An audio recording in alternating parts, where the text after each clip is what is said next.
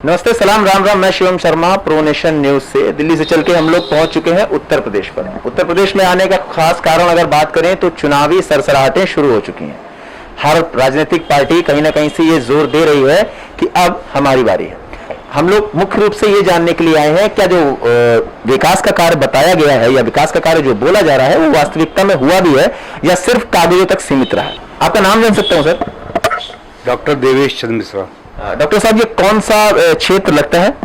ये Farrukhabad railway road पंडाबाग क्षेत्र है, लोकल में। रेलवे रोड पंडाबाग क्षेत्र है। विधानसभा कौन सी लगती है? सदर विधानसभा फरुखाबाद। सदर विधानसभा फरुखाबाद। विधायक कौन है आपके? माननीय सुनील दत्त द्विवेदी जी। सुनील दत्त द्विवेदी जी। डॉक्टर साहब, जानना चाहूंगा कि पिछले 5 वर्षों में, क्योंकि काफी उथल पुथल से भरे 5 वर्ष रहे, 2 वर्ष कोरोना काल में बीत गए और ऐसी स्थितियां आती रही कि हर जनसाधारण के लिए एक चुनौती का अवसर बना रहा। तो कोरोना काल की बात करें, यदि कोरोना काल से, क्योंकि आप एक डॉक्टर हैं, कोरोना काल की बात करें तो क्या विधायक जी ने कोरोना काल में जनसाधारण को समर्थन दिया? उनके लिए क्या करा? मैं कुछ खास चीजें जानना चाहूंगा। तो जिस सड़क पे बिल्कुल सन्नाटा हुआ करता था, तब मैं अपनी क्लिनिक पे बैठता था और हमारे सामने सूर्य होटल है, यहाँ से माननीय विधायक जी लगातार यहाँ से बहुत से लोगों की बहुत मदद करते रहे और तमाम तरीके के ये खाद्य योजना है और खाद्य का इतने झोले यहाँ से उन्होंने गरीबों को दिए हैं या सड़क पे सप्लाई किए हैं। खड़े होके खुद ही बेचारे आते थे। बहुत सरल स्वभाव के आदमी हैं, सर्वसुलभ हैं और कर्मठ तो हैं ही बहुत। डॉक्टर साहब, एक माफी चाहूंगा, एक शब्द आपने बोला, सरल स्वभाव। क्योंकि अगर बात उत्तर प्रदेश की राजनीति की हम लोग करते हैं तो उत्तर प्रदेश की राजनीति साफ तौर से विधायकों का अगर नाम आता है तो एक छवि बनती है दिमाग में कि कम से कम 8-10 गाड़ियां, उनके साथ 8-10 राइफलधारी, फिर विधायक जी से मिलने के लिए हमको काफी मशक्कत और मेहनत करनी पड़ती है। तो मतलब आपने किस बिहाफ पर कह दिया कि सरल स्वभाव? मुझे कुछ एक्सप्लेन कर सकते हैं? देखिए, विधायक जी एक ऐसे हैं जो हम देखते हैं टीवी पे भी और विधायकों को देखते हैं।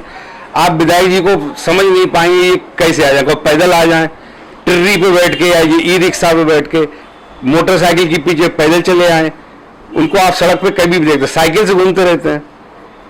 सुबह आप देखिए तो मॉर्निंग वॉक में कभी साइकिल पे घूमते हैं, किसी भी दुकान पे मिल जाएंगे, चाट पकौड़ी की दुकान पे ऐसे ही खड़े हुए मिल जाएंगे।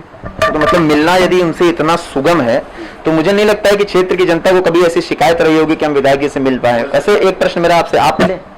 बिल्कुल, 50 क्या मिलते ही रहते हैं उनसे। तो सड़क पे ही कभी उनके घर पे जाना नहीं पड़ता कि उनका घर किधर है।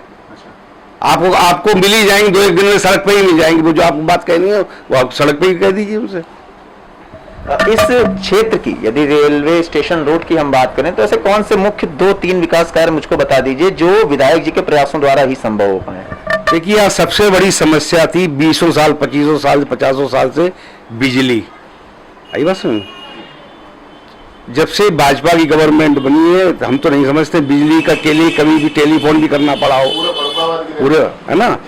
क्योंकि पहले बिजली हम तो इस क्षेत्र के आदमी हैं और क्योंकि टेलीफोन बहुत समय से हमारे पास रहा है तो पहले फोन करते रहे, 4-4, 8-8 घंटे की। इससे पहले मायावती काल में, अखिलेश काल में, मुलायम सिंह के काल में, फिर मायावती काल में, फिर मुलायम सिंह काल में कभी भी लाइट इतनी क्या 24 घंटा आई।